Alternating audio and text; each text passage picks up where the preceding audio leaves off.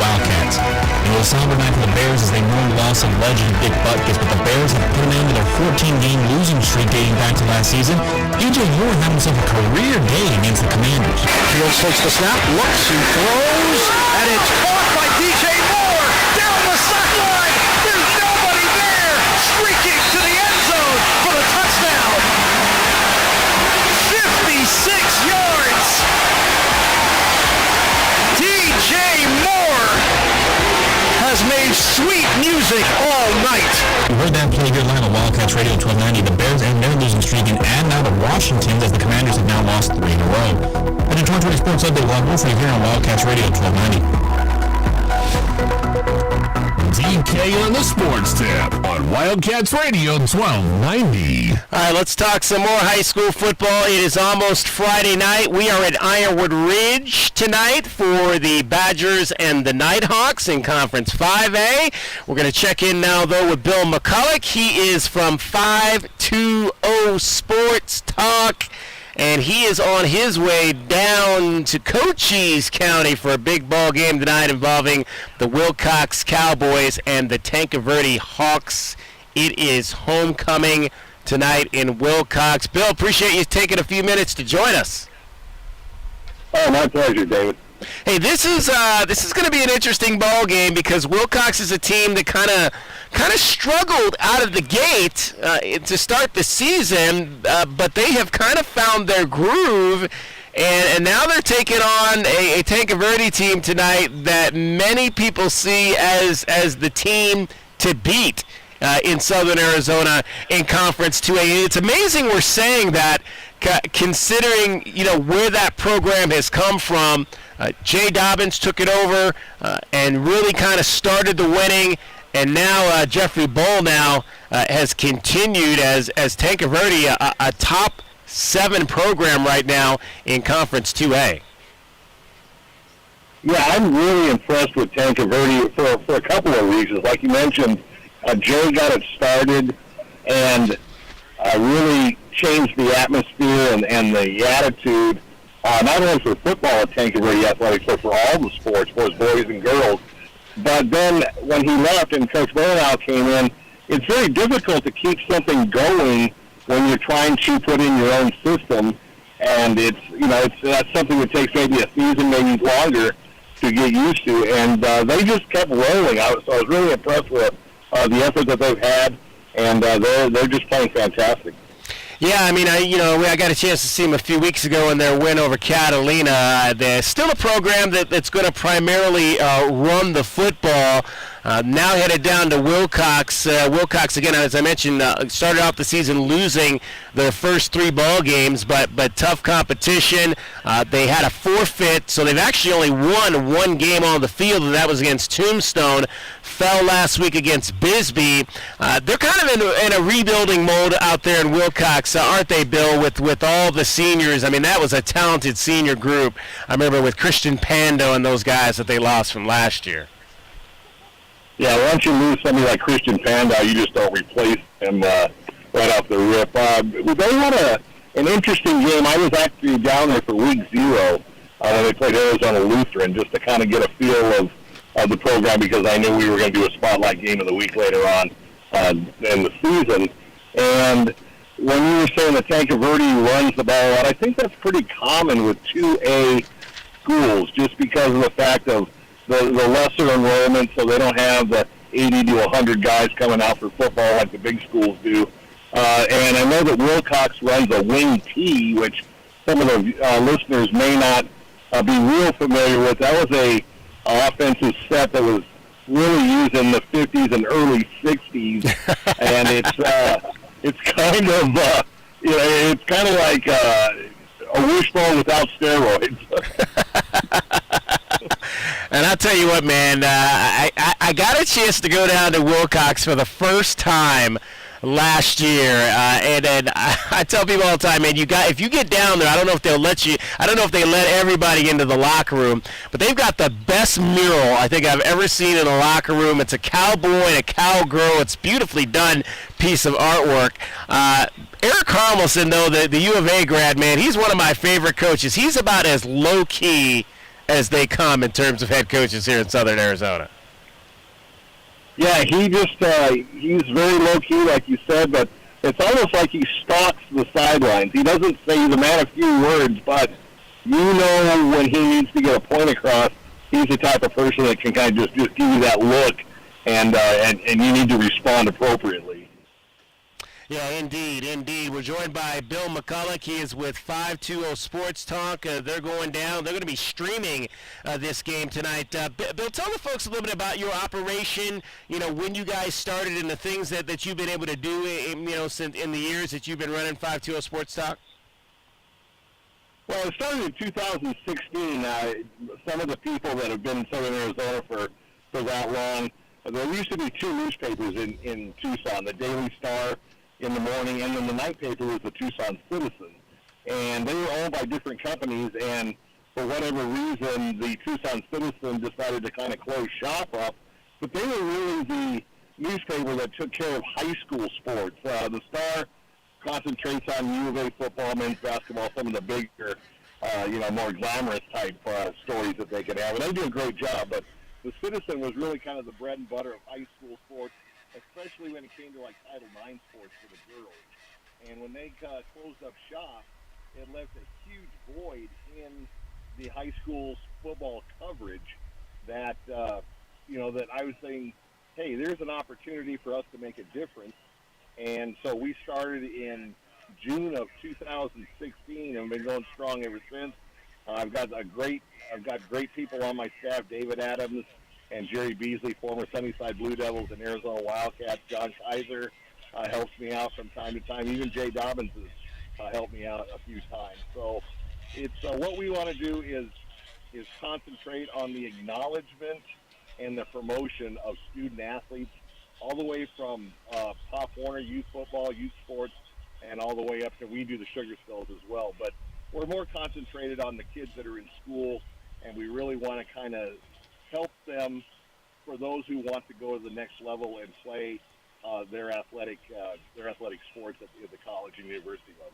Yeah, you guys do a ton with youth athletics and some of the youth sports teams throughout Southern Arizona.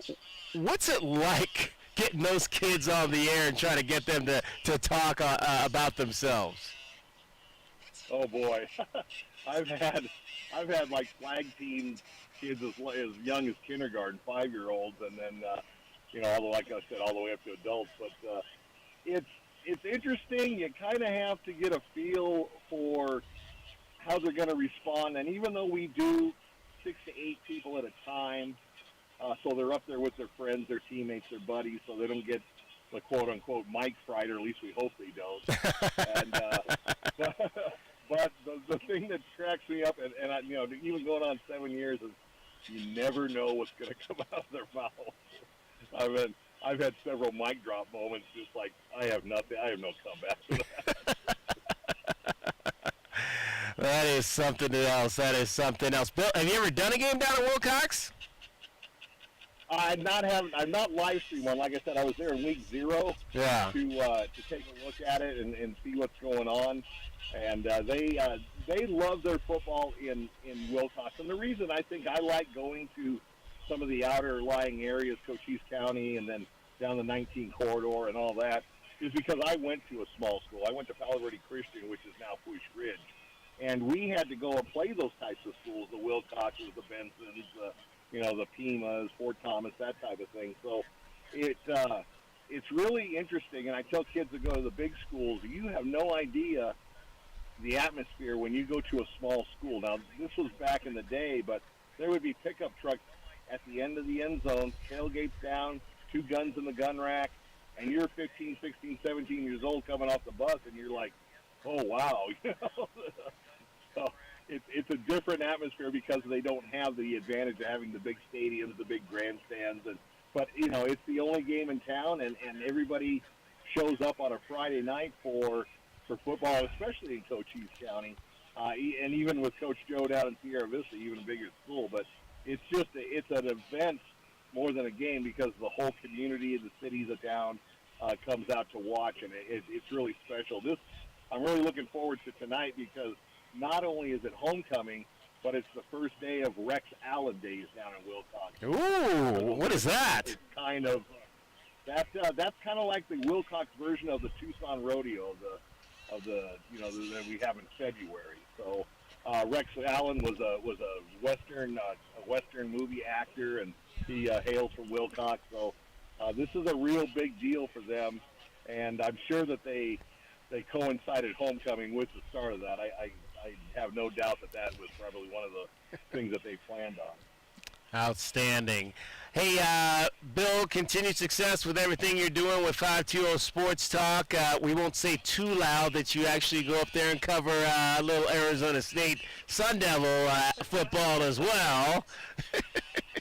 So, yeah, that's on our sister company, 602 Sports Talk. But how it happens is we're covering ASU, but we're covering it for the Southern Arizona alumni, like the Old Pueblo Devils, the Tucson Alumni Association for ASU, the GCU people, the Park University from Gilbert. I have a lot of alumni in the three counties down south in Santa Cruz, Pima, and Cochise County. So ASU actually approached us and asked if we would be interested in that, and we have a great relationship with them. I'm looking forward to going up tomorrow and watching Coach Prime and the Sun Devils on the football field. Well, it's a sold-out game for sure. It's a sold-out game in Tempe for the Buffaloes and the Sun Devils. Trenton Bourget, is he scheduled again to start for the Sun Devils? He is scheduled to start, and I think actually you're going to see a better performance from him because he only had about a week and a half to really rehab that severe ankle sprain that he had in the Fresno State game. And at one point, they were down to their scout team quarterback, but Trenton's kind of come back. He was our first 520 Sports Talk Football Player of the Year when we started our company from Marana. So we're real happy with him, and obviously we love covering him and watching his growth and progression, not only in athletics but also in academics. He's already done with his undergrad, and he's working on his master's. No shock there. No shock there that Trenton Bourget is going to get a master's degree. Hey, Bill, appreciate you taking a few minutes to join us. Have a great call down there tonight on 520 Sports Talk, Wilcox and Tanque Verde. And everybody wants to know if they want to watch it, just go to the 520 Sports Talk Facebook page, and you'll be able to watch it. Outstanding. Bill McCulloch, 520 Sports Talk, has been our guest. Again, go over to their Facebook page. Check out the game tonight as Tanque Verde looks to continue their winning ways. They are having a great start to their season at 5-1. Wilcox comes in at 2-3, but playing some pretty good ball as well. So that should be an exciting game. Kickoff there at Wilcox tonight for homecoming will be 7 o'clock p.m. We are here at Ironwood Ridge High School, and it is almost Friday night. They've got the cornhole boards out here in the tailgate area. We are in the tailgate area. This is by the practice field, so if you go to the student parking lot, we are all the way to the south side. The south side of the student parking lot is where we are. So come on by, stop on by. We're going to have many more students coming up. We are also going to be talking to the president of the Coyotes here coming up in the 4 o'clock hour. Xavier Gutierrez is going to join us. The Coyotes coming down the I-10 to take on the Anaheim Ducks here in Tucson.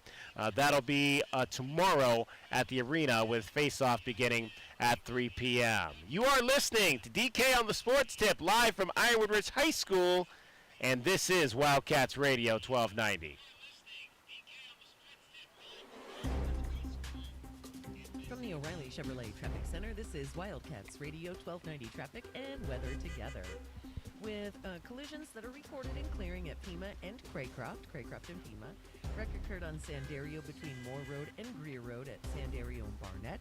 Golf Links and Cole Road, a reported brush fire, also clearing multi-vehicle.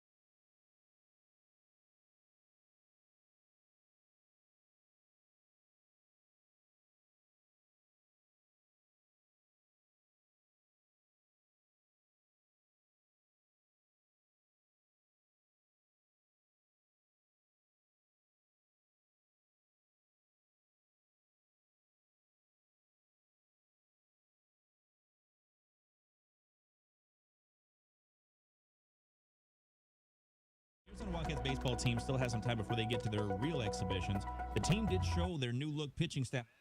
Understood. I'll be ready for you, and as soon as he calls, I'll let you know. It's at a 3-1 win. The victory at the Keno Macton Baseball Fiesta was the first for Arizona in 4 tries at the event, tying in both 2018 and 2022, and losing their game in 2021.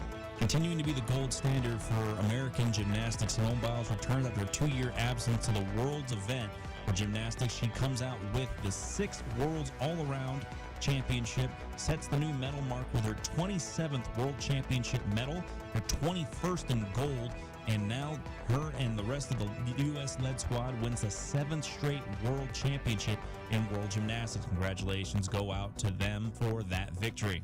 That's your 2020 Sports Update. We'll have more for you here on Wildcats Radio 1290. Live from the CNWT. Wait, what's the CNWT? Central Northwest Tucson, duh. It's DK on the Sports Tip with your host, David Kelly. Radio. Just when I thought I was out, they drug me back in. Featuring J.W. Madden. Don't tell me about flip-flops, man. I'm a native. David Amata. Hey, that's Dragon Ball to you. And Craig. All right, still nothing left yet, but I'll let you know. Melt lemon, not in the left lane on the freeway. Here we go! And now, a man who has not one, but 3 first names. David Scott Kelly. And we're coming to you live from Ironwood Ridge High School here in Tucson, Arizona. It is almost Friday night. High school football week number 8. The Ironwood Ridge Nighthawks taking on the Tucson Badgers. Badgers come in at 1-4. Nighthawks are 1-5. I'm sorry, 5-1. 1-4, 5-1. I failed math. Actually, I was pretty good at math. Close enough. Yeah, my U-High math.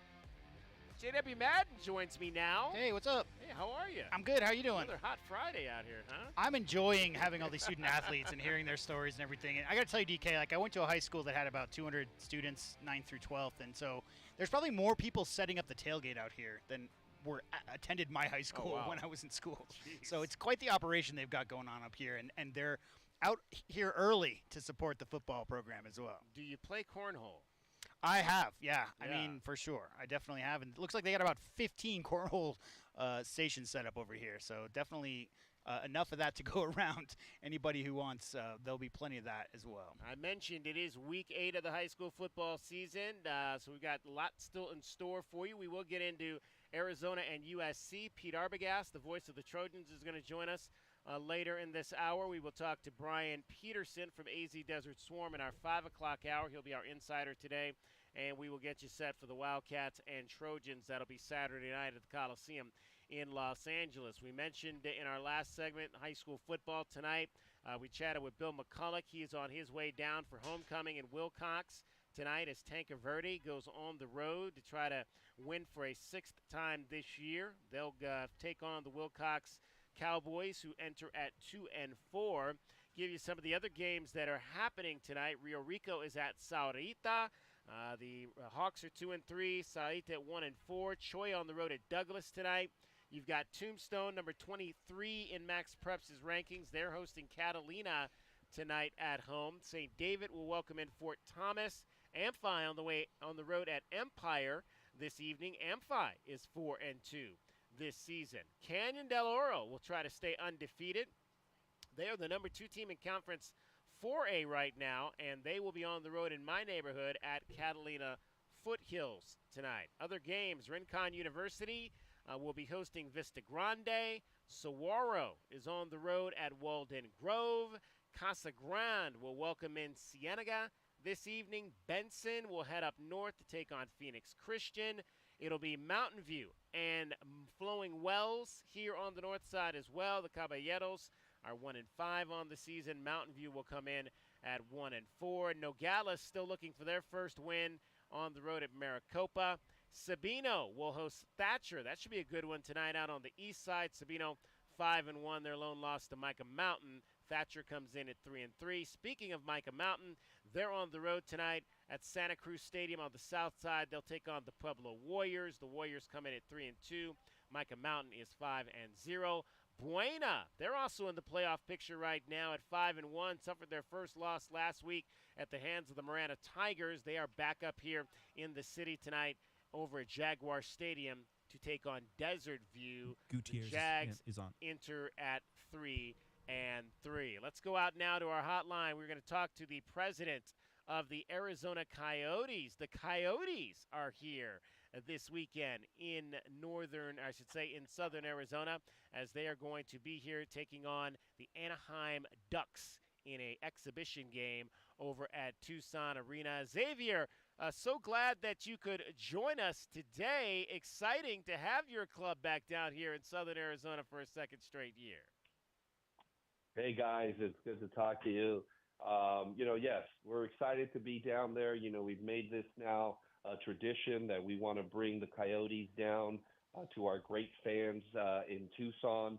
And we're excited. I was just with Coach Bear and our GM, Bill Armstrong, earlier this morning, and we had some meetings with the players, and everyone's really riled up. And coming on the heels, by the way, of a great announcement where we'll be showing our Coyotes games with our new partnership with Scripps, and they'll be on in Tucson on 9.2 and Cox 85 and Comcast 1179. So it's a great time for us to be down there and to let people know that we'll be having games down there as well, fully televised on our new partnership. Well, station. It's interesting, Xavier. It's a new era, obviously, in terms of television broadcasts here in the state of Arizona. You guys have obviously followed the lead of some of the other professional sports franchises here from the Valley, the Diamondbacks kind of moving away from Valley Sports Arizona, as well as the Suns. How did this partnership with Scripps come together, and why was that the right way for your franchise to go? Well, I appreciate the opportunity to talk about it. You're exactly right. Right now, there's so much disruption. There's so much change going on in the media landscape. And clearly the regional sports network model here in this market was really, so it was the Suns deciding to move on, and then the Diamondbacks also coming to that conclusion. And we began having conversations, and very quickly it became clear that Scripps was the right partner. First and foremost, it allows us to have an incredible reach. And people will be able to watch the games over the air. And one of the things that Alex Morello, the owner of the Coyotes, was really interested in was ensuring that our fans and our fans in waiting really had access to the games and could really engage with us. Second, Scripps has made a real big commitment in terms of not only putting us on air, but all the other content that we're looking to create with them, all the other, outlets and channels, and an ability for us to create really impressive, personalized and compelling content that really showcase what we're doing both on the ice and off the ice. And then finally, obviously, really having a presence there in Tucson, which they've had for many, many years. And so this is exciting. We know that this is a market-leading relationship that we're creating, and you're going to see that more and more, where people are going to say it's important for fans in waiting and our partners to have access to the games and for us to expand our reach. We know that will create fandom.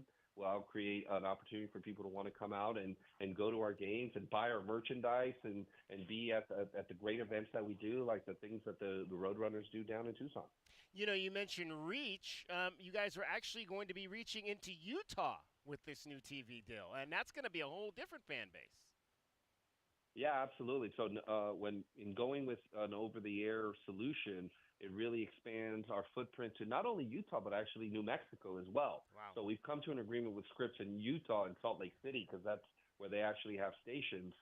But we've begun negotiations with station, affiliates in New Mexico. And it really creates this regional footprint, which is something that, again, Alex Morello had always had that vision of how do we build more brand recognition, what we call brand prominence, of not only being a brand that's recognized, but that's top of mind.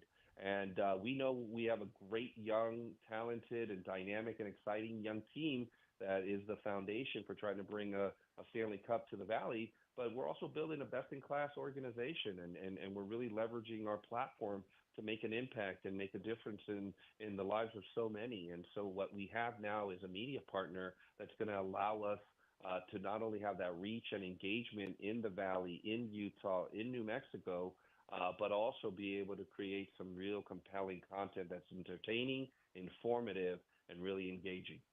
Coyotes president Xavier Gutierrez is our guest. Roadrunners getting set for their season as well. And Xavier, you guys have really created some awesome initiatives with the Roadrunners Hispanic Heritage outfit. Tell us more about that and what folks down here in Southern Arizona can expect with some of those initiatives with the Hispanic Heritage. Absolutely. Well, obviously the season's about to start for a great Roadrunners team. It's returning 17 players from last year's playoff team. We're looking for, that next step and an even deeper run in the playoffs, the first game being on the 13th in Texas and the first home game being Saturday on the 21st against Coachella Valley. But what you talked about, obviously, is something we're very proud of as an organization. Last year, the Roadrunners had this campaign of El Lazo de Tucson, which actually won the American Hockey League's marketing campaign of the year. We're going to be announcing at the game tomorrow, actually, the first ever El Lazo de Tucson community partner. It's really comprehensive. It's not only the El Lazo marketing campaign and clearly our jerseys, but it's all the activations. I believe that the first Spanish language TV spot is also going to be, coming up on the air before our home opener on the 21st. The Roadrunners, obviously, we have a Spanish language website and a Facebook page, which was launched, during the Hispanic Heritage Month last year. It's really, really a concerted effort, a consistent and constant outreach that not only for the Roadrunners, but as an organization, that we're really making to this really dynamic and growing community that we want to be able to celebrate and support and be engaged with on multiple levels. Xavier Gutierrez is joining us. He is the president of the Arizona Coyotes. It's the Coyotes and the Ducks on Saturday at Tucson Arena with face-off at 3 o'clock p.m. Obviously, Xavier, everybody wants to know what's going on with the stadium situation, or the arena situation. What can you tell us on that and anything new there? Sure. Well, we've made a number of public statements. I've made a number of public statements that start with, we're committed to being here. Obviously, we were disappointed in the vote in Tempe. We thought we had proposed this transformative project. It would have been the first privately funded sports and entertainment district. We were not taking any taxpayer dollars. We were not asking for any taxpayer guarantees. And so it was disappointing. So we turned the page very quickly. And, Alex Morello has made it very clear this is where he wants to be. He's willing to put up money to do it. He's willing to put up money where his mouth is. And we've had the full support of the league office and the commissioner, Gary Bettman, that this is the right market for us to be. We have a number of projects and potential sites that we have put into play. We're committed to trying to find a permanent solution and a viable solution by, call it the first quarter of next year, the mid-season. And we've also committed to not having a project that would be subject to a public referendum vote. And so that's why we put a number of sites into play. They're all in the East Valley. We believe that that's really the part of the valley that really we should be in as a live events business. And so obviously it's a lot that we're working on right now, but everyone should rest assured we're committed to being here. We're committed to putting up the resources. It's still going to be a privately funded sports and entertainment district. It's going to have all the uses that we talked about, and we're looking at building a real architectural landmark that everyone in the valley could be proud of. Why is East Valley better for this situation, Xavier? Yeah, well, having moved to Tempe and playing in this excitement environment of mullet, which we acknowledge is a temporary solution because it just doesn't have the capacity that we'd like.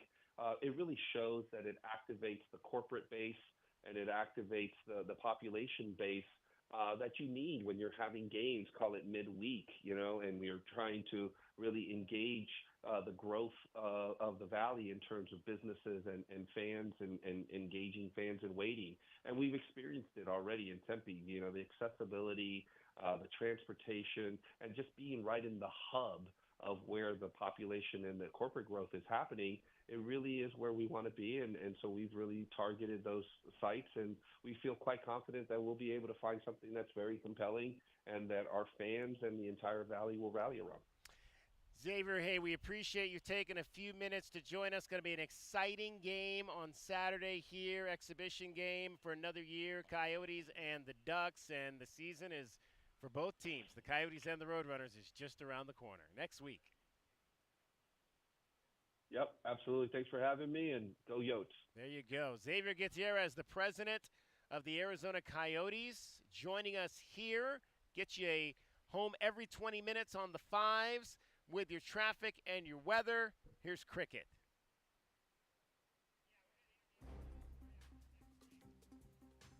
From the O'Reilly Chevrolet Traffic Center, this is Wildcats Radio 1290 Traffic and Weather Together. With reported collisions, Midtown, Elm, and Tucson Boulevard, and Elm Street, next is the T-bone peak type hitter. collision. Also clearing on Sandario between Moore Road and Greer Road at Sandario and Barnett. Is that all going to be just self-contained? Westbound side of I-10 near Alvernon Way, up on the left shoulder. Overnight tonight, clears partly cloudy skies, 75 below, windy and 96 tomorrow, 98 now. I'm Cricket with your Wildcats Radio 1290 Traffic and Weather Together. This report is sponsored by Big O Tires. Now at Big O Tires, get a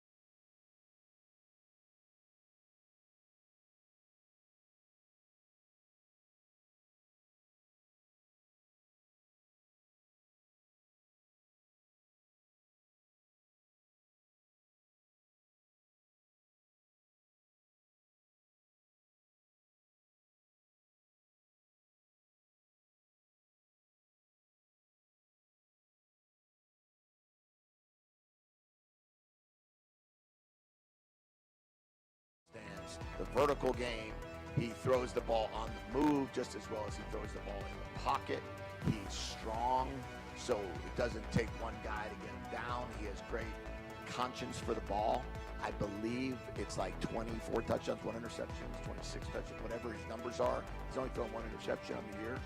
So you got great conscience for the ball, and you are able to do everything he can with the ball. He is a challenge, and that's why he won the Heisman. Arizona is currently sitting as a 3-touchdown underdog to USC as of now. Several trades were announced in the NFL today. The Bears have officially traded embattled wideout Chase Claypool. He'll be going out now to Miami to play for the Dolphins. And the Broncos, meanwhile, they have traded their pass rusher Randy Gregory to the San Francisco 49ers as Gregory was struggling to go ahead and make an impact with the Broncos defense. That's your 2020 Sports Update. We'll have more for you here on Wildcats Radio 1290. DK on the Sports Tip on Wildcats Radio 1290. All right, it's the Arizona Wildcats and the USC Trojans for what might be the final time in a while. Or if you heard what Jed Fish said on his Thursday press conference, he wants to schedule the West Coast schools in his non-conference as a Big 12 team as much as he possibly can. Joined is the radio play-by-play.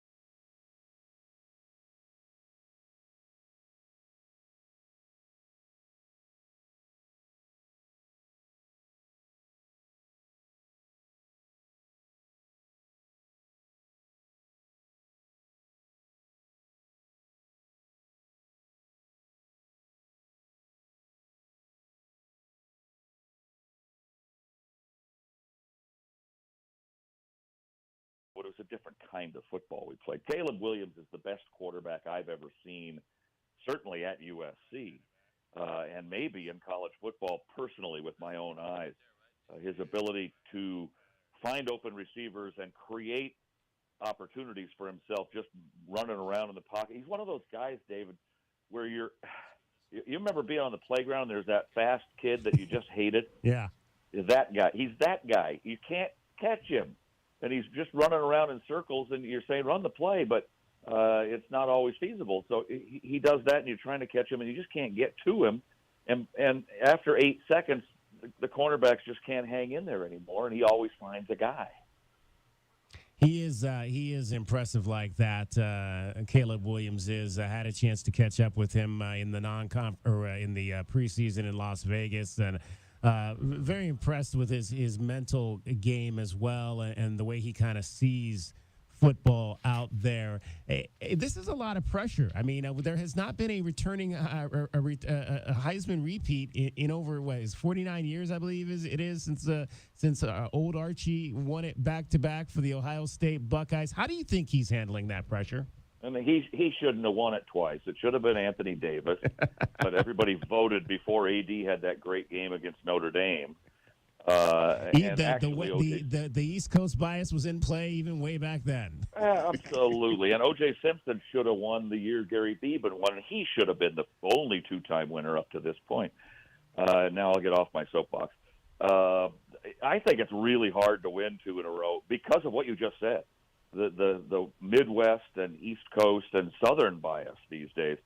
They'll do anything they can to not have a West Coast guy win a second time in a row. But, I mean, the only way I see that happening is if one of the guys gets hurt. But you got Caleb Williams and Bo Nix and Michael Penix.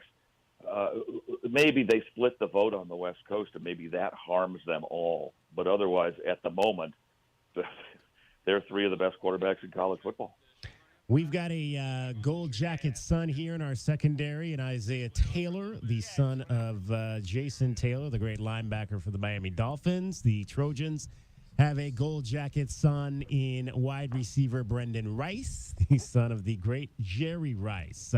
Brendan has impressed so far this season. He's the go-to guy right now. I think he's the primary receiver for Caleb.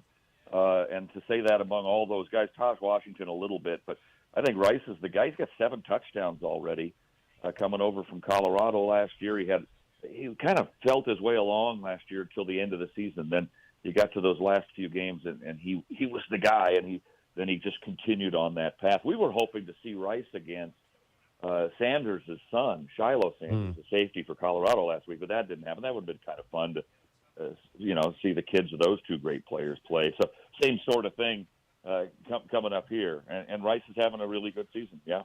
When you look at what happened last week, up 34-7, win 48-41, are there concerns about the Trojan defense right now? Or was that a situation where, you guys kind of took the foot off with some 2s and the 3s in the game? Or where are we at with this Trojans defense right now? I hope that's what it was. If you read the chat boards, if the sky is falling for sure, and fire the defensive coordinator, Alex Grinch, absolutely. That's what everybody's saying, but not around the program. This is a better defense than it was last year, that's a low bar now, my friend. They allowed a lot of points last year. And all they had to do was be a little bit better. And I think they are, and particularly up front, and probably a little bit better in linebacking. The secondary is having its troubles. They've got guys, but they're having their troubles, especially on the long ball. They haven't put together a full 60 minutes yet, and they better hurry up because after Arizona, you got Notre Dame and Utah and Washington, Oregon, UCLA, and that's not going to be any fun if you're not any good. You better be good in a hurry. Like my mom used to say when I got in trouble at school, she wrote notes to the teacher and she said, "He better be better." And I think that's what we're looking at here. Well, we had a tremendous defensive back here at Arizona back in the day by the name of Claudius Wright. His son now is suiting up in the Cardinal and Gold. Sierra Wright does a little acting on the side as well. How's Sierra playing this year, though? Oh, I'd like to say really, really good, but I can't say that about the cornerbacks right now. None of them are really, really good. The yardage isn't all that fast. 256 per game, which is, in this conference, that's nothing.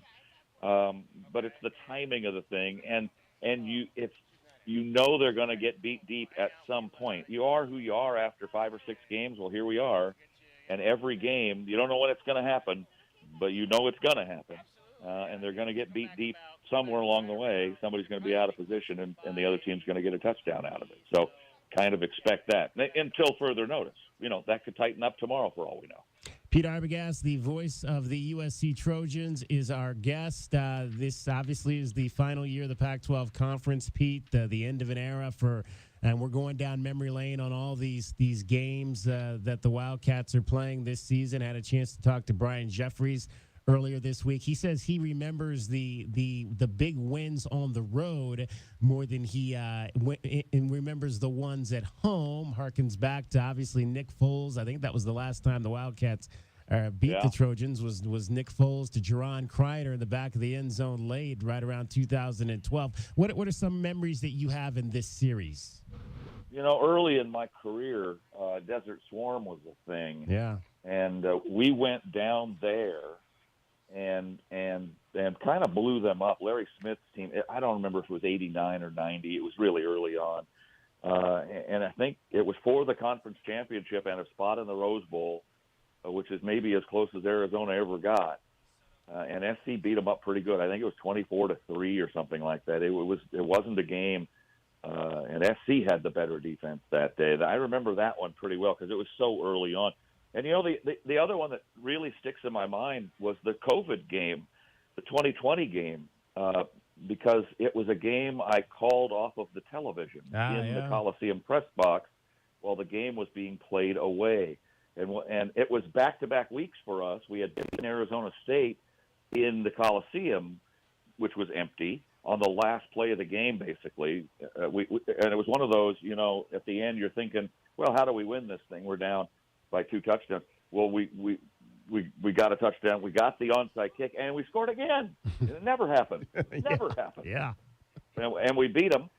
And then we came down there, and I think we won the game in the last minute down there. So it's the only time in SC history that they had won back-to-back games in the last minute of the game.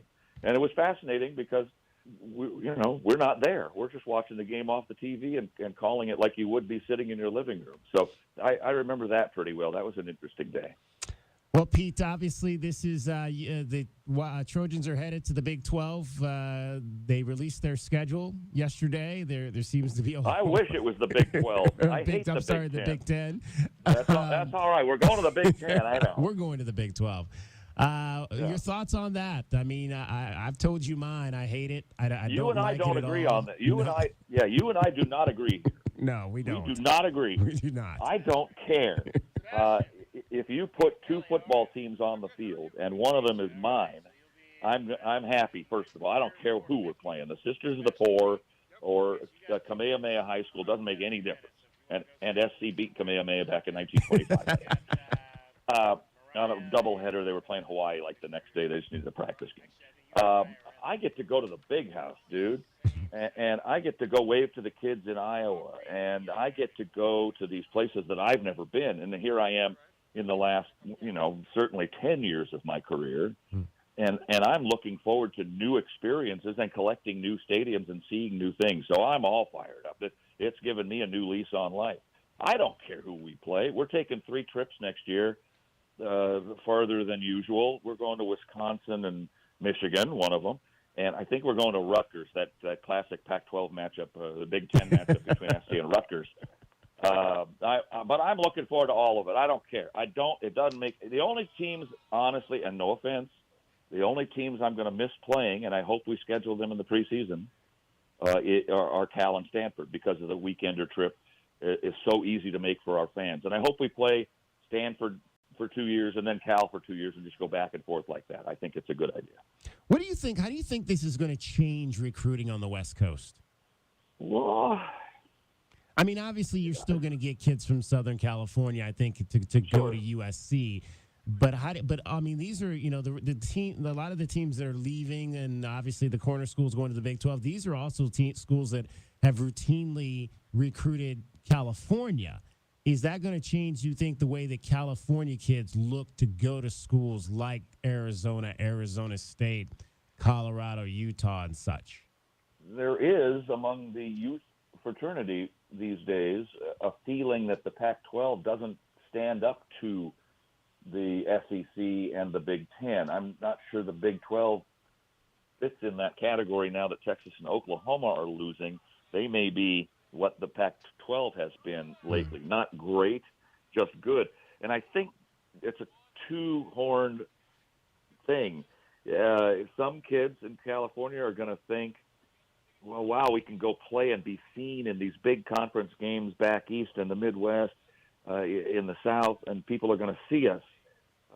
Being seen is a big deal. And by the same token, a kid in Ohio who's tired of the cold weather in the winter might very well think now, well, hell, I get to come back and play these schools that I've grown up watching, but I can go live in Southern California, or I can go live in Tucson or Phoenix and have warm weather the rest of my life, which, that's a good sell. So it could work both ways. Pete, always great to talk to you, and have a great call Saturday night. I want your fans to know that we've known each other since you were the campus sports director at USC. Yes. As a kid announcer, and then so you followed me in there because I was that as well when I was a kid at SC, and then I went on to a job in Central California, KTIP in Porterville, working for the Hall of Fame broadcaster Monty Moore, and you did too. Mm-hmm. And I know that you feel the same way. I learned more at that station about how to prepare for a ball game and do all the boards and call the coaches and do all that stuff than I learned anywhere along the way. I learned more stuff at that station that I still use, as you know, because you work with me. And it's fascinating.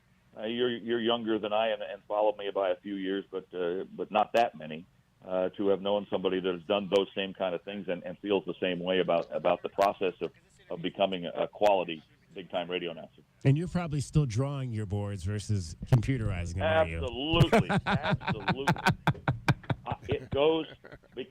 It goes from my hand into my head. Yeah. As soon as I write it down, I could see it. I don't know. That's just the way I'm built, I guess. But it goes right into. I've tried the computerized stuff, and it just doesn't happen for me. Pete, we'll talk again. Love you, buddy. Love you, man. See you.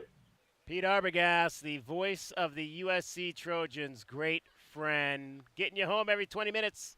A little bit late on the fives. Here she is with your traffic and your weather, Cricket. From the O'Reilly Chevrolet Traffic Center, this is your Wildcats Radio 1290 traffic and weather together. With a crash clearing All right. on Tucson and So Elm. we got Aubrey and Tucson Amelia. Boulevard. And just Okay. heads up for road work that will You continue guys are along Fine First Arts? Road Is that north what of it is? Silver Fine Bell. Arts. All that right. road work expected through the 12th through next Thursday. Road crews work weekdays 6 a.m. until 3 p.m. Partly cloudy tonight, 75. So, the low, windy 96 so tomorrow, Maria, you are at, 98 we'll now. get to I'm you Cricket with your around Wildcats Radio 4:50 1290 with traffic and weather Sebastian. together. This report is sponsored by Staples Stores. $10 says your local Staples now I'm accepts David, by the Amazon way. returns. Now when Nice you to return meet you. an Amazon order at I'm gonna Staples, have you you receive a both coupon for count $10 20 off for your me. next Staples You purchase can of start- $30 so or I'm more. sorry, Exclusions Amelia? apply. Yes. Staples, Amelia, your go new count to favorite 20. place for Amazon 1, returns. 2, Cactus RV and 3, Marine, your local independent 4, service center, helping 5, you keep your RV, 6, travel trailer, toy 7, hauler, and boat in 8, pristine condition and on the 9, road to your next 10, adventure. Call now, 11, 888-2244. That's 13, 888-2244. 14, Or visit cactusrv.com. 16, Desert Fury 17, is here, and the Wildcats 18, need you 19, in Arizona 20. Stadium. Double or triple your Arizona Go football ahead and count to 20 experience for me, by Amelia. picking your No, plan. Sadie's at The 5 Desert o'clock. Fury plan doubles your 1, games. 2, Choose from Washington or 3, UCLA, and then 4, choose from Oregon State 5, or Utah games 6, starting at just Raise $35. it just a little bit The higher, three-game like flex there, plan right? triples No, your yeah, games. there you go, right there. Choose 8, any three games starting at just $46. 9, 11, Pick your plan by 12, going to 13, ArizonaWildcats.com 14, /FB, 15, and we'll see you at 16, Arizona Stadium. 17, We return now 18, to Eugene 19, Snarkle, Uber 2 20. video star, and his Awesome, best friend Doug. ladies. Very Eugene, good. what happened to just buying a new set of tires at Jack Furrier's? Way too easy, Doug. Yes, Eugene. Jack Furrier's makes buying tires easy. So what's up with all the rubber cement and electrical tape? And why are you putting it all over your tires? It's basic science, Doug. This Uber hack should give me another 6 months on these old treads and make me locally world famous on Uber tubes. So you'll be risking your life and your reputation. Yes, Doug. It's all for my Uber tube fans. Well, could you at least wait a week before you try driving up Mount Lemon? At Jack Furrier Tire and Auto Care, we make buying tires easy. Our local warehouse is filled with thousands of great options, all at one low price. If you need tires for your passenger car, truck, Hey, SUV, ladies done van, a radio 4x4, interview before? RV, boat, or No. UTV, No. call us or Alright, go well, online to that's easy. jackfurrier.com. Talk Jack about Furrier Tire and you. Auto Care. Since 1960, we're here Some to of the get you things there. you're doing in school. License 240693. Broken AC? It should be fixed. Oh, you're also broken furnace? So both of you are also Gotta on the fix it. volleyball team. We believe broken things should be fixed. And boy, are we good at it. But if Alaskan AC fixed something and you decide you would rather upgrade to something new, We'll deduct whatever you paid for the repair to a brand new system. even if we didn't do the repair. How about that? We know you've been dreaming about one of those sexy new systems. Gary's definition of sexy is different from regular people. So if we did a repair, or anyone did one in the past 6 months, we'll deduct the price of that repair from the cost of a new, more efficient heating and cooling system. saving money on something new and major savings on your utility bills. It's another.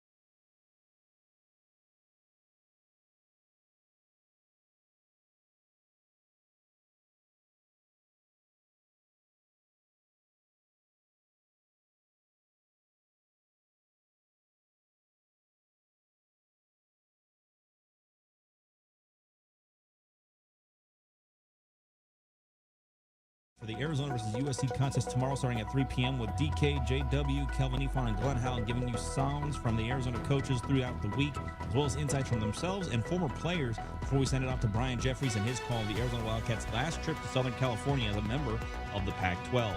Elsewhere in the conference, the reigning conference champion Utah Utes are still looking to see if they're going to have last year's starting quarterback Cam Rising return this season after injuring his knee in the last year's Rose Bowl game. Rising went into his knee injury on a radio interview on Thursday, explaining that the injury he suffered against Penn State did not just damage his ACL, he also tore his meniscus, his MPFL, and MCL. Rising says he still is working on returning as the Utes will try to rebound from their first loss this season against Oregon State. That's your 2020 Sports Update. We'll have more for you here on Wildcats Radio 1290.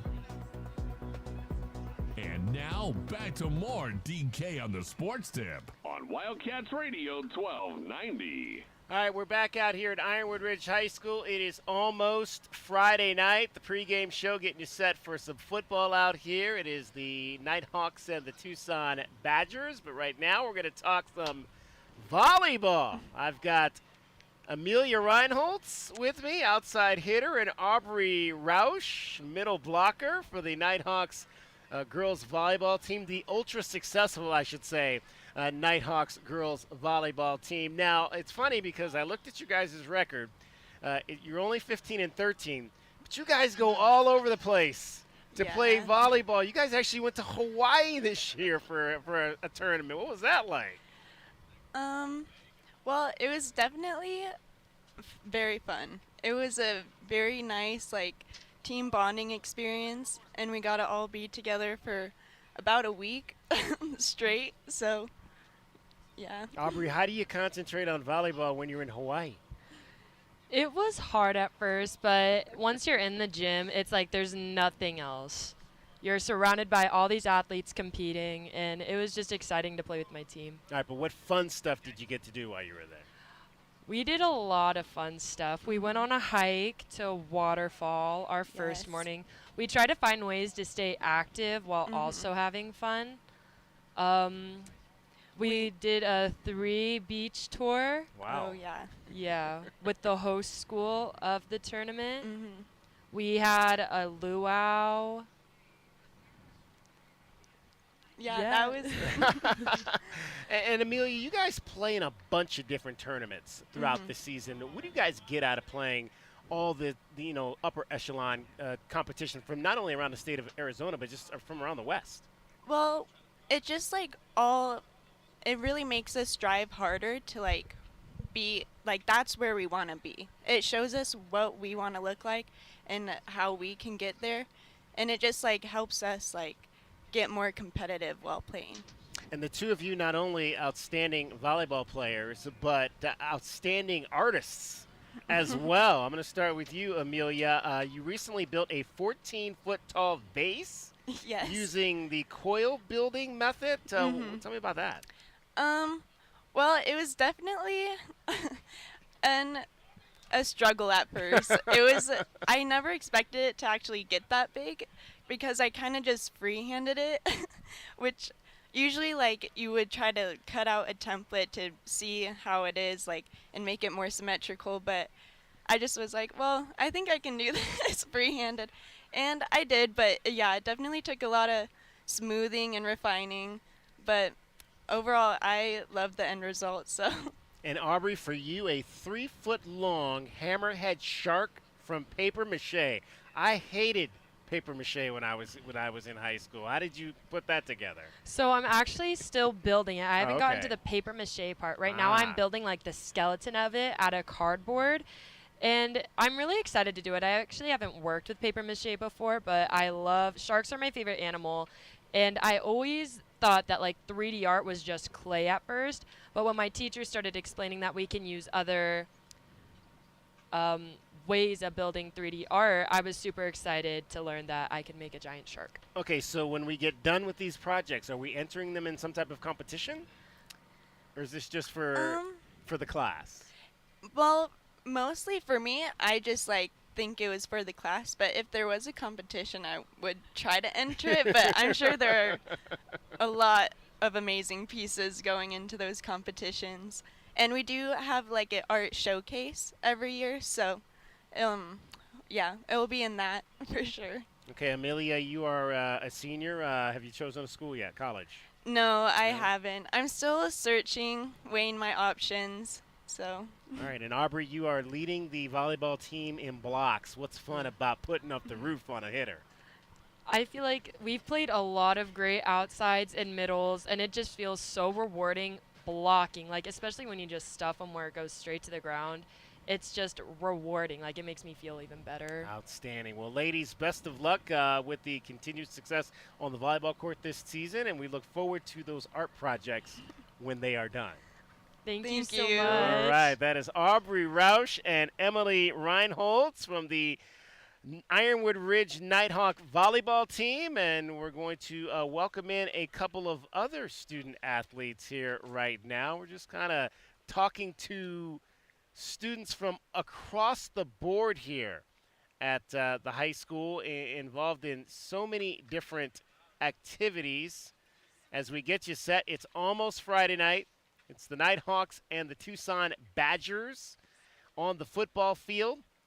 And we're going to be joined now by Sebastian Crump and Mariah Rosas. Mariah Rosas. And first of all, Sebastian, they didn't tell me what grade you are in. So what grade are you in? I'm a senior this year. You are a senior this year. And Sebastian won first place in the category of Young Filmmaker, 17 and under, at the Global Shorts Film Festival. Now, where was that at, Sebastian? It was just kind of like an online film festival from kids all around the nation. We submitted it through a website called Film Freeway, I just kind of uploaded my film there, and Okay. surprisingly, I won. Outstanding. And then Mariah, I'm going to have you scoot in a little bit closer so the people on the stream can see you as well. And you are you participate in camps for basketball as well as of volleyball. And tell me about what you get out of playing sports. Sports really brings a big happiness to me because it brings like enjoyment out of me. I have really fun playing it. Okay. And you're pursuing your nurse assistant certificate. What's attractive about the career in nursing for you? Yes, sir. So the nursing attracts me because it helps a lot of people out, and I have a personal story due to it. So I feel like with my personal story, it really gives me heart to it and why I want to pursue it. Tell us that story real quick. So my little brother was in a car crash with a drunk driver, which caused him to have surgery on his head, which he had to relearn how to walk again and talk again. So I feel like when I was in the hospital, I would look at those nurses and I would just say, oh, I want to be one of them. Outstanding. Sebastian, are there filmmakers that you look up to? Yeah, so some of my favorite filmmakers are like Wes Anderson, Okay. George Miller, who made like the Mad Max movies, like Mad Max Fury Road, and a lesser known one is Anna Lily Amirpour, who makes like a movie called Mona Lisa and the Blood Moon, which is very good. How hard is it to put together a short film at your age? There's a lot that goes on into it, and trying to balance that between school at the same time is just very difficult. It's a very time-consuming project. We would spend like 5 hours a day just shooting my movie and getting everything set up. So, yeah, it's a lot of work. All right, for both of you, what's the best thing about Ironwood Ridge High School? I love Ironwood Ridge. The teachers, the staff, the students. It really brings out enjoyment to me, and I have a lot of fun here. And for me, Ironwood has like, there's a lot of students here, so no matter what, you'll pretty much find your group that you really fit in and with people that you feel comfortable with. All right, what do you guys do what's Friday night like for you? What are you going to do on Friday night? Sometimes Friday night consists of practice for basketball, Okay. and some other times it consists with spending time with friends and going to the football games. Okay, you guys going to the game tonight? Probably. Okay, how about you? What do you like to do on Friday night? You're probably going to the movies tonight, right? Yeah. What movie are you going to see, Sebastian? You know, tonight I think I'll just stay home, relax, take a nap, you know. There you go. Nothing wrong with a nap. Get the brain going for the next creative project, right? Yeah. All right. Well, we appreciate you guys stopping by. Best of luck as you continue to pursue nursing and basketball, and I look forward to seeing you win an Oscar someday, Sebastian. Thank you. Thank you so much, sir. We got Sebastian Crump and Mariah Rosas here, and we are at Ironwood Ridge High School. It is almost Friday night, the pregame show. We are just meeting all kinds of the fabulous students that are at this high school on the north side of Tucson. All right, coming up at the 5 o'clock hour, we'll talk to Brian Peterson.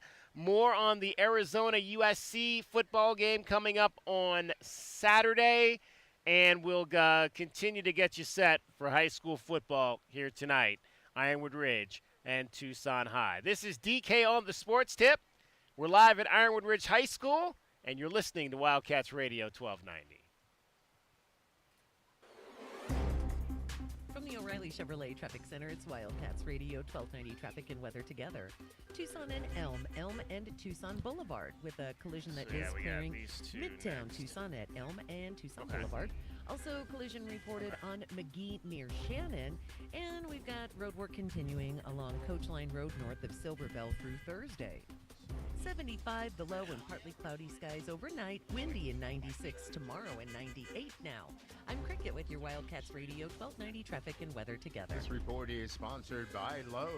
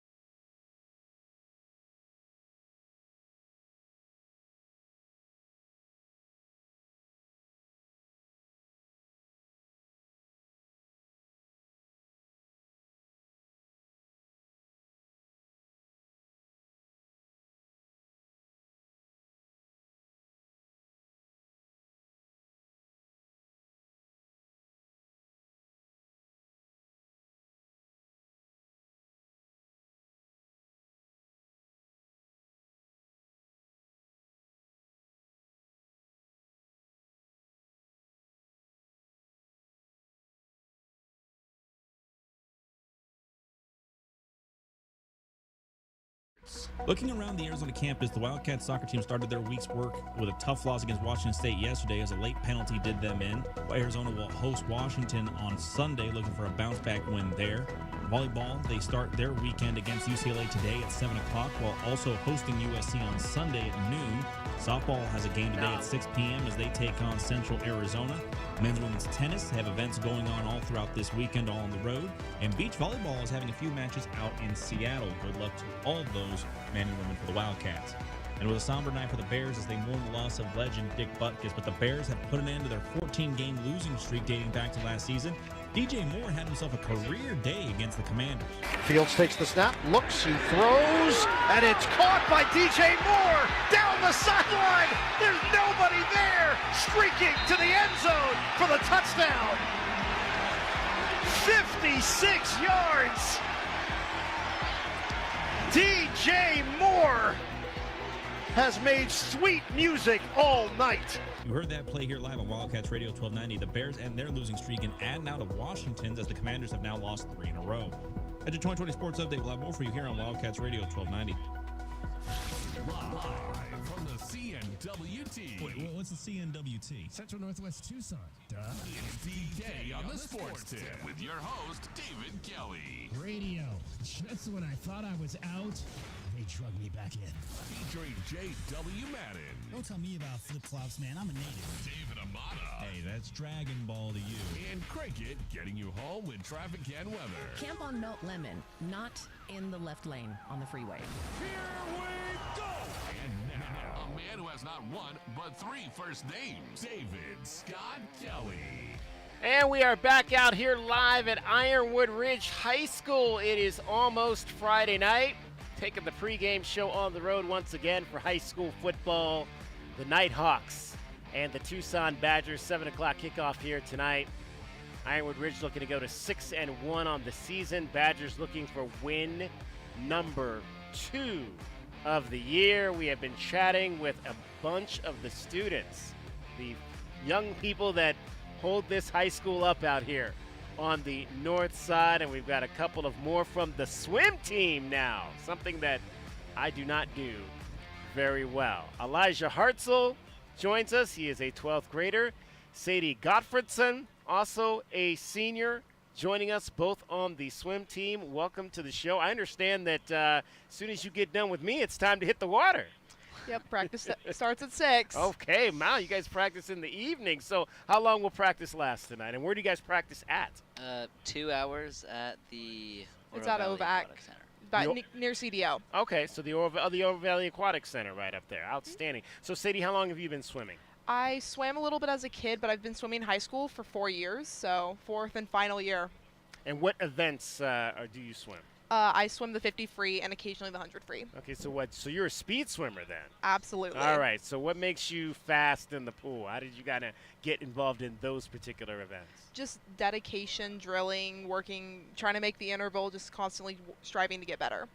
Did you ever think about when you first hopped into a pool that it would be something that you could compete at? When did that kind of come into mind for you? Freshman year was kind of almost impulsive, like, hey, I want to do swim team, because it was one of the only sports I was running during the pandemic. So I was like, I want to do swim team, and I've loved it, and I haven't stopped. And Elijah, how old were you when you started swimming? It's been years. My dad had us start when we were kids. He was a high school swimmer, so swimming is like his big thing. Okay, so what did he tell you about it in terms of competing when you first got involved? It's not a competition, but beat your siblings. Beat your siblings? Yes. How many siblings are there to beat? 7. 7? I'm in a big family. Oh my goodness! So you are one of 7 or one of 8? 1 of 8. 1 of 8. Okay, so where do you fall in that pecking order? I'm the younger middle child, kid number 5. The younger middle child. Okay, so what's that like having so many brothers and sisters hanging around? It's pretty tiring. 3 of my brothers. Wait, pretty tiring for you or pretty tiring for your parents? Probably the parents. Mainly for my siblings and my parents. I see. So in terms of that, I mean, you're very active in your church. What do you do with your church? Mainly activities like board game nights, and then every Sunday we'll have our meetings together. What but, night is board game night? Mainly on Tuesdays. Tuesdays, and what is the board game of choice? Catan. We're a pretty small group, so we would prefer to be doing something like Ultimate Werewolf, but it always ends up being something smaller, like a small card game or. Okay, so a mini what's your escape room. favorite card? Like Uno or something? Are we playing, or are we actually playing regular cards? Regular cards. Okay, so what's your favorite card game? What do you win at? What does Elijah say? I want to play this because I know I can win this game. Spoons. Spoons. Ooh, that's a is good that the one where one. you turn over a card, you got to pick up a spoon or something? I think I've only played that one. Once you have a full set of 4, you pick up the spoon, and then whoever doesn't realize that the spoon has been chosen and doesn't end up with the spoon is out. Eliminated. Oh wow! Have you played this game, Sadie? I have. It's one of my favorites. Okay, I might have to get involved in a game of spoons. Now you volunteer with preschoolers. I do. I actually came straight from work to do this. Oh wow! So that's right after school. So you get what time do you get out of school and then you go? I get out of school at like I get home at 12:30 and then I have to be at work at 1. Oh wow! So, but I love it. I love all the kids. It's so much fun. So your schedule like that is every day? You just go to school in the morning and then you are involved with preschoolers in the afternoon? Every day except Thursday because I got swim meets. So. Ah, okay. So what do you try to impart on these youngsters when you're around them? Fun. I try to be fun. I try to like teach them responsibility and all, and like manners and everything that they're gonna need as an adult, or well, older. But yes. So. What's the craziest thing a preschooler ever said to you? I have so many preschoolers. Sadie, can you come home with me? Can you come play with me at my house?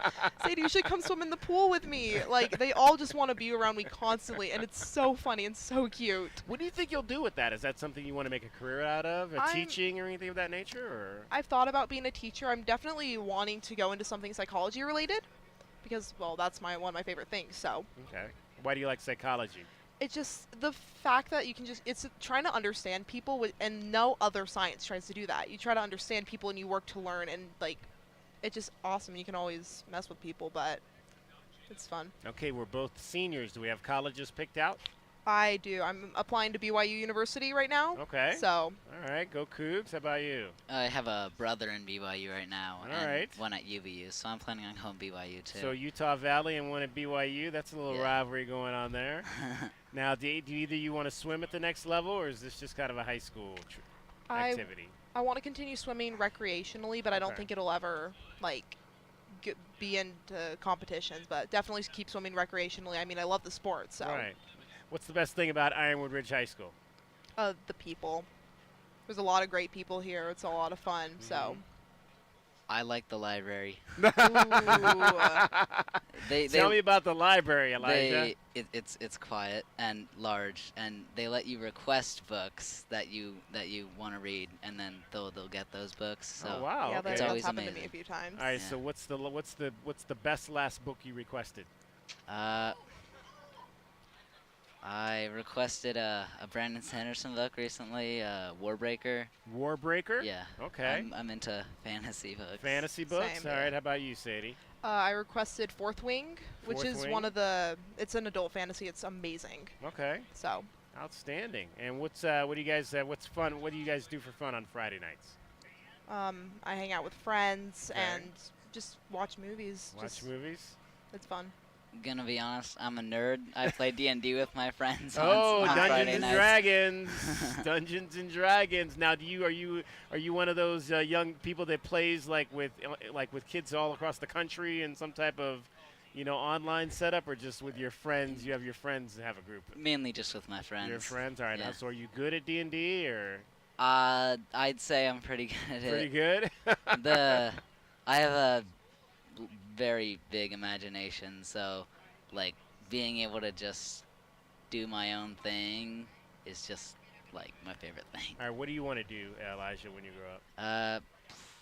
I'm not totally sure. Not sure yet. Haven't given it too much thought. All right, something with fantasy maybe, or you never? Maybe Yeah. do you design it all, or computers, or not? I have thought a bit about Yeah. psychology Okay. because Psychology's fun. yeah, the idea of Trust Sadie. She says it's fun.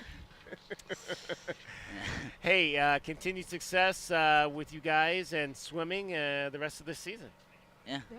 All right, Elijah and Sadie joining us from the Nighthawks swim team. All right, as we are getting you set for football. In fact, there's some of the football guys getting ready to head out for warm-ups here, Ironwood Ridge and Tucson High. Speaking of football, had a chance to catch up with Jedd Fisch, the head coach of the Arizona Wildcats, yesterday. The Wildcats taking on the Trojans this weekend. One of the things that came up was what is going to be the future of recruiting for Arizona in Southern California. Obviously, there's a lot of kids that come from the Los Angeles and the Bay Area to come to school at the University of Arizona. And Jedd was asked what those conversations with parents have been like now that the Wildcats are headed to the Big 12. Well, I mean, it's been, over the course of the years, you'd play one game there, right? So it'd be a one-game differential. What I would say is you have the ability to still drive from Southern California here and get here in about 6-7 hours. Be able to watch your son play 7 times based on the fact that the team up north and us are both in the Big 12. So that rivalry will continue. That game will continue. So we'll either have 7 home games or not, or 6 home games and 1 over there.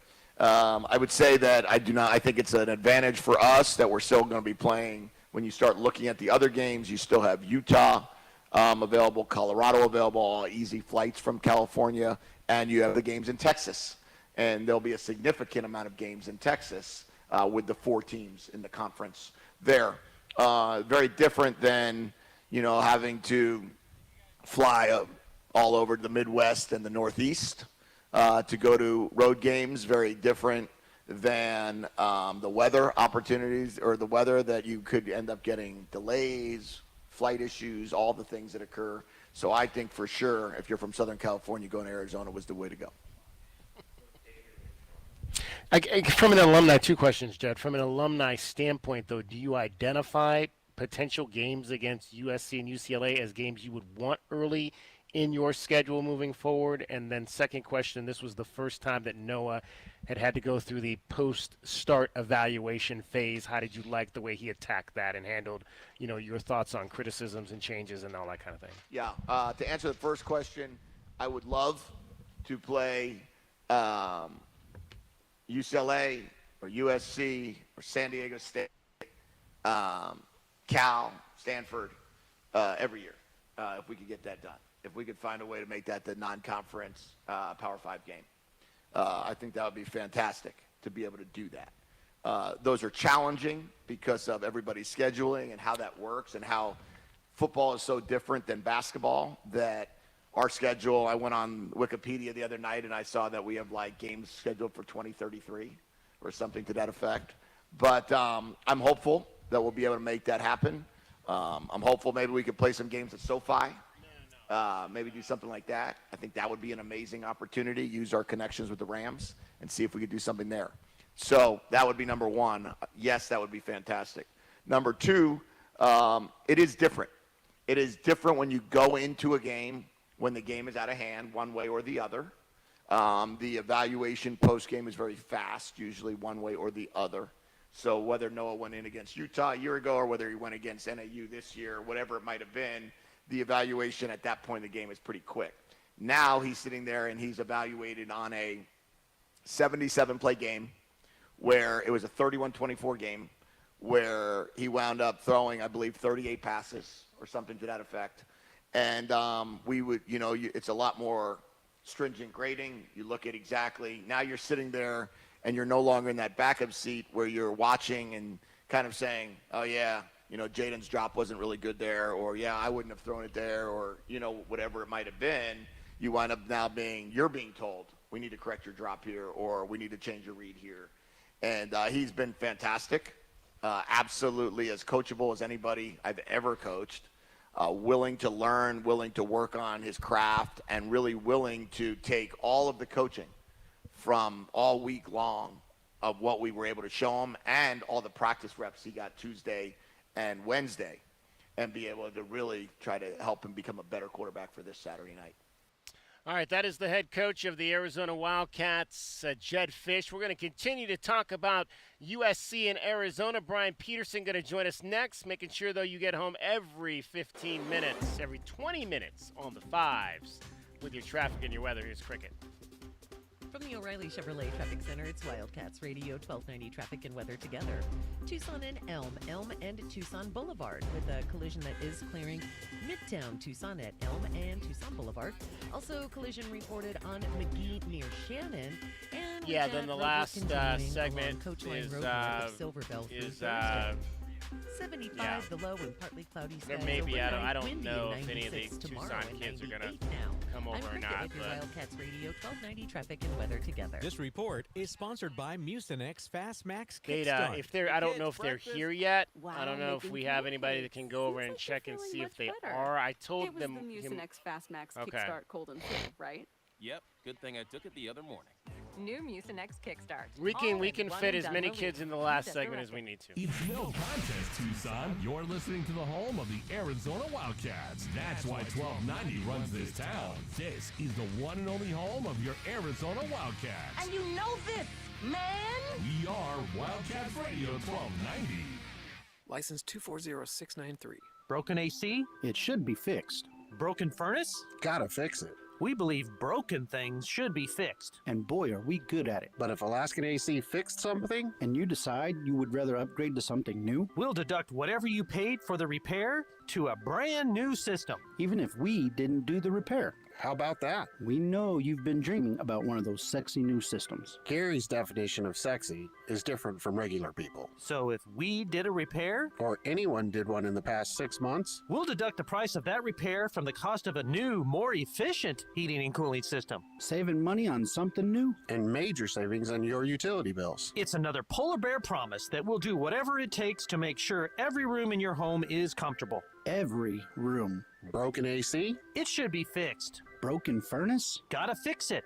But if you decide on something new in the next 6 months, the repair cost is deducted from the new system. Only at AlaskanAC.com. tired of living with chronic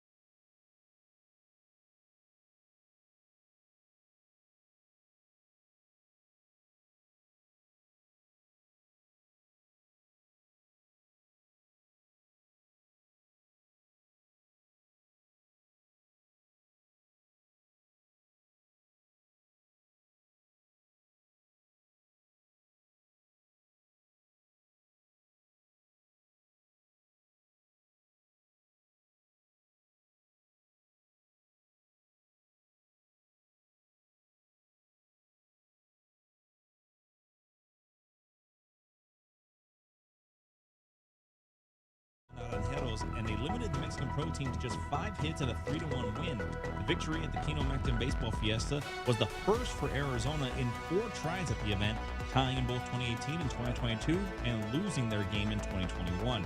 Continuing to be the gold standard for American gymnastics, Simone Biles returns after a 2-year absence to the Worlds event. For gymnastics, she comes out with the 6th Worlds All-Around Championship, sets the new medal mark with her. Still nothing from Bryant. Championship medal, her 21st in gold, Shoot him a and text. now her and the rest of the U.S.-led squad wins the 7th straight World Championship in World Gymnastics. Congratulations go out to them for that victory. That's your 2020 Sports Update. We'll have more for you here on Wildcats Radio 1290. DK on the Sports Tip on Wildcats Radio 1290. All right, we are coming to you live from Ironwood Ridge High School. It is almost Friday night, pregame show. I'm David Kelly, joined by J.W. Madden, and it is the Nighthawks and the Tucson Badgers here tonight, one of a number of high school football games that's going to be going on around southern Arizona, and we have had a chance to meet a ton of these young people here at this high school that have had accomplishments all across the board, from their athletics to their academics. We've had artists, we've had a filmmaker. I mean, it's been an impressive group of young people there, JW. You should have seen it when you were talking to the 2 volleyball players, and they were talking about the coil pottery. Their art teacher was standing over here off to the side, wow, okay. smiling with ear to ear, very excited about hearing about that.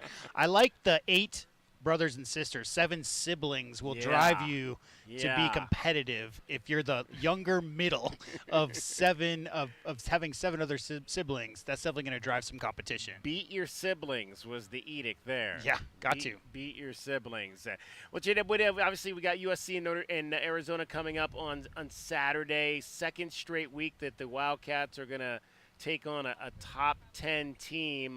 It's always tougher to go on the road and play well in these games, but you got to feel like Arizona is going in with some confidence coming off the way that they played against Washington. Well, the biggest question mark, DK, obviously the last few years has been the defense, but if anything, if there's any indication what we saw against Washington in previous games this year, I mean, that defense is strong enough this year to hold some really powerful offenses.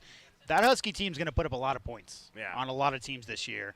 When you look at the whole game and how it wound up, obviously not coming out really strong to start was rough, but staying within a score against what a lot of people consider to be the best team in the country without your starting quarterback, without your starting running back, it just definitely is positives to take into this game against the Trojans. Not an easy place to win. I think Arizona's won 8 total games in the history of their competition versus USC. Caleb Williams, obviously, returning Heisman Trophy winner. They got a lot of offensive weapons. Their defense, though, DK, has been a little bit suspect the last few weeks. So hopefully the Arizona Wildcats can put some points on the board. I don't know about the 5-touchdown thing that you needed to see for them to beat the Huskies from last week, but they're definitely going to need to put some points on the board because you know Caleb Williams is going to drive that offense. Got to score early. Got to get this offense going right off the bat and not it's interesting again, you know, they've kind of found their way usually around the 3rd to 4th drive, but you know, that's just not going to do it in a game like this. You've got to get going right from the get-go. If it's going to be Noah Fafita, or even if it's going to be Jaden Delore, Jaden getting in some work, and 7-on-7 we found out yesterday at Jed Fish's press conference, so getting closer, but still maybe not necessarily ready to go. We'll find out on Saturday in Los Angeles. Jaden might have had his best college game last year against the Trojans, right? He had 5 touchdown passes. So certainly he's going to want to get out there, and especially when you're going up against the Heisman Trophy winning quarterback, right? I know it's not mano-a-mano. The quarterbacks aren't playing against each other, but clearly he's going to try his best to get out there, want to get him healthy and recovered as fast as possible. And I really liked what Noah did last week. I mean, I think outside of that first drive, maybe the first 2 drives, they really had a lot more success moving the ball against the Huskies than I think a lot of people thought. Was it a 19-point spread? And that certainly wasn't the way the game ended up. So for his first start ever in college, I think Noah Fafita did great. Well, with all of our guests today, we never got a chance to get to our question of the day, so let's lob that out for you right now, and it's a simple one. Head on over to @Wildcats1290. @Wildcats1290 is our Twitter account. And you can jump on our question of the day. It's a simple one. Who do you have in tonight's high school football game here at Ironwood Ridge between the Nighthawks and the Tucson Badgers? Right now, 100% saying Badger up. How about that? Wow. 100% of the folks saying that they've got the Tucson Badgers tonight against the Ironwood Ridge Nighthawks. And let's wrap up. We'll wrap up our question of the day from yesterday. Similar question. Do the Diamondbacks have a shot to beat the Dodgers in the NLDS? 73% said yes. Chaos will prevail against the Dodgers. Chaos. I guess that's the playoff rally cry. Hey, I mean, they've been down. Embrace the chaos. They've been down in every single game the last 2 months, haven't they? Every game they've won, they've been down at some point early on. So clearly they're capable of that. I was reading an interesting stat. They had the least number of home runs of any of the teams remaining, but had the most home runs in this last division series, in the last the wild cards or whatever they're calling it these days. They had 4 there against the Brewers, and coming in, we're not hitting the deep ball very well. So clearly timely pitching. We talked about it, DK. 4 months ago, 3 months ago, and 2 months ago, that middle relief was the biggest issue with the Diamondbacks. They could not maintain leads. Now you fast forward to this last month, it's been more that they can overcome any deficit. So I like the way the D-backs are playing, certainly. Yeah, and it is Breast Cancer Awareness Month, and so it is October, and that's when we start to see the pink around our high school football games. The players will be emblazoned in pink all month long. Always great to see the pink socks and the pink handkerchiefs and adornments on the uniforms for Breast Cancer Awareness Month, which is throughout the month of October, one of my favorite months of the year for high school football, just because, one, we're starting to get close to the playoffs, and two, all of the teams showing support for breast cancer awareness. It's just a great thing to see throughout the state. All right, we're gonna go. We're gonna go right now. It's time for our Arizona Insider segment. No, Cricket's in studio. Oh, Cricket! We have got Cricket in studio. Okay, so Cricket is here in studio with us, and it is time for you to find out more about what's happening this weekend. Cricket's got more What's Up Weekend. Yes, sir. The Saba Home Show through Sunday at the TCC. There's this really cool Sabino Canyon Crawler night tours on Saturday nights this month, and maybe some family fun for the kids for Halloween, the Marana Pumpkin Patch and Farm Festival Thursdays through Sundays, and the spooky stuff like Terror in the Corn in Marana, Nightfall at Old Tucson Slaughterhouse at the Slaughterhouse, and also at the Flandreau Planetarium tomorrow night, featuring the laser light show featuring the music of Journey tomorrow night. Tickets online at flandreau.org. Outstanding. So what event are you going to, Cricket? I don't know. I kind of want to do Terror in the Corn, but I'm afraid I'm going to fall and hurt myself. Terror in the Corn. Yeah. Now, where's that at again? In Marana. Oh, yeah. I think I've been out to that one before. Is it spooky? Yeah, no, I don't think it's that bad. Now, do people get lost and then, like, maybe found weeks later? Because I know that happens sometimes in corn mazes. Yeah, I think that they go back on, like, Wednesday nights and pull everybody out that was lost from the weekend. So bring water. Bring water Yeah, if and you're going to go in there, yeah. Snacks, too. Snacks and water, yeah. Was that the name of that movie, Terror in the Corn, or what was it called? Children. Children of the Corn. Yeah, that I didn't like that one. That was a scary movie for sure. That was a scary one. Cricket is here, and what else is anything else exciting? What are you? So if you're not doing Terror in the Corn, what are you gonna do? You got anything? Are you walking the dogs this weekend? Yeah, walking the dogs, walking my dog, and yay, laundry. Maybe. Oh, hey, what's a dog? Well, we got to come up with a saying for that. You know, kids had gym tan laundry. Yeah, so we got to come up with dogs Terra laundry or something like that. That's perfect. Corn maze, dogs, laundry. Corn maze, dogs, laundry. All right, we're going to get to traffic a little early here because we've got a few more kids to talk to. We also want to sneak Brian Peterson into our next segment and get our Arizona Insiders. So a whole lot coming up. Cricket's got your traffic and weather every 20 minutes on the fives. And from the O'Reilly Chevrolet Traffic Center, it's Wildcats Radio 1290 Traffic and Weather together. New collisions, Grant and Oracle, Golfling, San Pantano Parkway in Midtown, Tucson Boulevard, and Elmas. Tell Ashley to hold on here. Continuing on Coach Line Road north of Silver Bell through Thursday. 75 our low with partly cloudy skies overnight, windy, and 96 tomorrow and 96 now. I'm Cricket with your Wildcats Radio 1290 Traffic and Weather together. October is getting the world to beat a path to your door month. How do you do that? Well, you save people all kinds of money on trucks during Truck Month at O'Reilly Chevrolet, giving you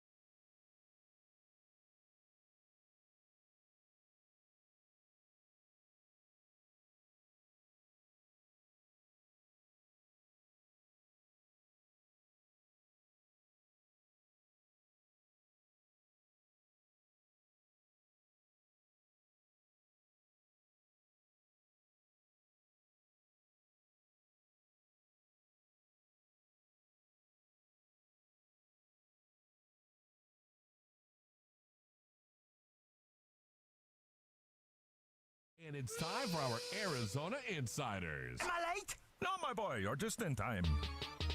Each weekday, Wildcats Radio 1290 brings you all the latest news and opinions on U of A football and the Pac-12. So bear down, Tucson, and let's talk Arizona football. Our Arizona Insiders are brought to you by Coors Light, official corporate sponsors of Arizona Athletics. There's nothing like game day at Arizona. All right, it is almost Friday night. We're out at Ironwood Ridge High School. It is the Nighthawks and the Tucson Badgers tonight. Let's talk some Arizona Wildcats football, though. Joining us, Brian Peterson from AZ Desert Swarm. Brian, you are a Vegas guy. Last week, the line was 19.5 in favor of the Huskies. I thought that was way too much, so I took the Wildcats there. Today, it's 21, I believe, and a half in favor of the Trojans, and I think that's way too much. I would take Arizona and that tomorrow if I was betting this game. Yeah, I'd probably go the same route, just considering the fact that USC's defense is not particularly strong, and also the capability of, if this is a game that's out of hand at the end, you could have some garbage touchdowns. To expect a greater than 3-score margin, unless it's just a straight blowout from the beginning, it seems like a safe bet to take the points.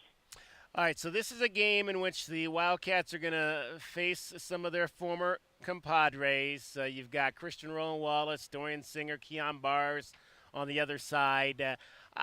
Keon Bars graduated and he left. I'm fine with graduate transfers leaving. Dorian maybe was a little bit of a disappointment considering how the Wildcats had given him an opportunity when he didn't have one and he decided to leave. The one that surprised me was Christian Roland Wallace, although I didn't expect Christian Roland Wallace to be back with this team this year because I thought he would go to the NFL. And I think he's one of the better cornerbacks that has played at Arizona in recent years. How surprised were you that he decided to go to another school versus trying his lot in the National Football League? Yeah, I was a little surprised. I thought he would try to declare for the draft and get potential opportunities, but maybe he looked at it as going to another school for this final year, particularly a high-profile school where he may be able to secure a solid NIL deal, is better, more of a guarantee than trying to get drafted when he still has eligibility left, maybe not, and then ending up at best on a practice squad or having to just bounce around for tryouts. Maybe he thinks that an extra year of film with a program that is expected to be playing, competing for the playoffs and whatnot, that can work in his favor since they would presumably be playing these top-notch teams late in the season. So I think that's where it came from. Yeah, Brian Peterson joining us, AZ Desert Swarm. It's the Wildcats and the Trojans in Los Angeles on Saturday. What were your impressions, Brian, of Noah Fafita in his first start at the collegiate level? It was solid, if not necessarily spectacular, but there wasn't really anything bad about it other than that one kind of Jaden Delora-esque shovel pass attempt that led to an interception. I mean, I wonder if that came from that what Jed Fish referred to as the Jaden period of practice. They could just come up with their own plays.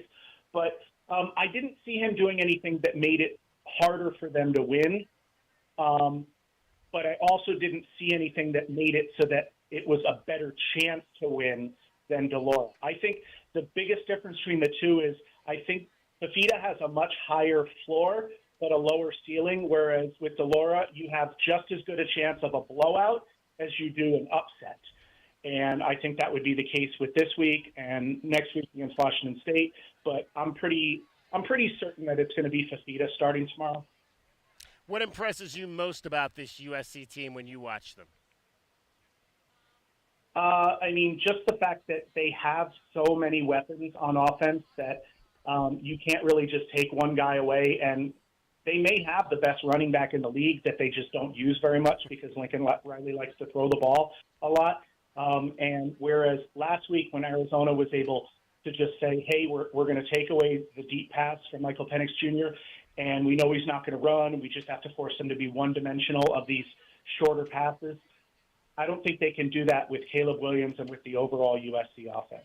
Yeah, they got like 12 wide receivers, the Trojans do, Yeah. which is interesting. It's kind of like going back to what you were talking about with Christian Roland Wallace. It's like you go, I mean, from the Dorian Singer standpoint, it's not like, I mean, he could have stayed here and probably caught 80 balls. He's going there. He's not going to get as many catches, but it's like you said, the exposure of being at USC in the NIL is probably what drove that. Those are what drove him there, but I'm sure he probably also didn't have an awareness of some of the guys, particularly the younger guys like a Zachariah Branch or whatnot, that they have there that are bleeding into his touches. I mean, he's made some very nice catches, but he's going to have to make some more and get some more TV time and better film for this to pay off this year. If he's intending on trying to enter the NFL draft this year.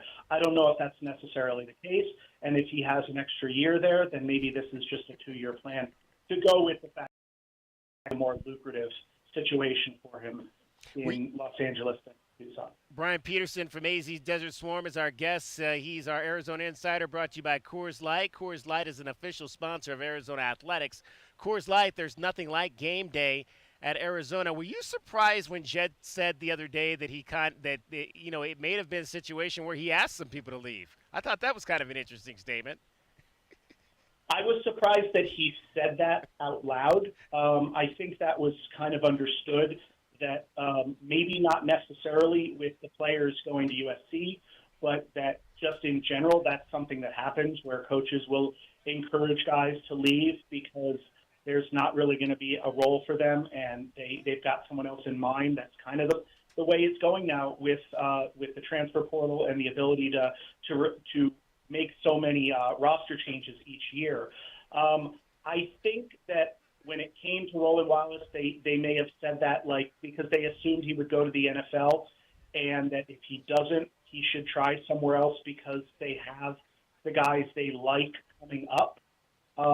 And with Keon Bars, I think that could have been a situation where they were looking for something different on the interior as far as maybe they didn't think he was somebody that would do as well in a rotation. But I don't think they definitely didn't do that with Dorian Singer. Dorian was a guy that they wanted still, and he was one that I'm sure they were very upset to lose. Brian, appreciate you as always. We'll have you on again. Great. Thank you for having me. Brian Peterson from AZ Desert Swarm. Thanks to Coors Light for bringing you today's Arizona Insiders on Wildcats Radio 1290. Coors Light, official corporate sponsors of Arizona Athletics. There's nothing like game day in Arizona.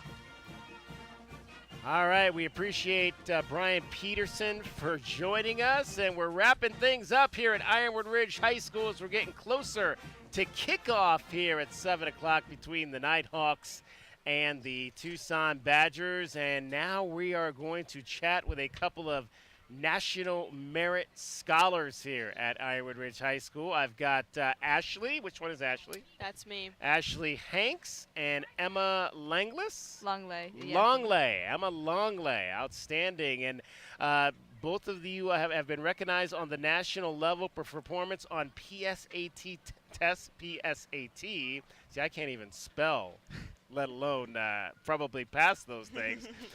For reading, writing, and math. That's the 99th percentile over 1 million students. That's a heck of an accomplishment. Did you anticipate you could do that when you came into high school?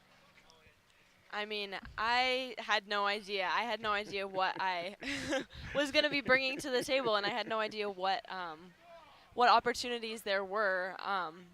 Yeah, I mean, I'm just as blown away as you are. When I was first taking the PSAT, I knew that there was like an opportunity, but I didn't think I would get there. You know what I mean? Like, I was aware, but it was very like elusive, you know?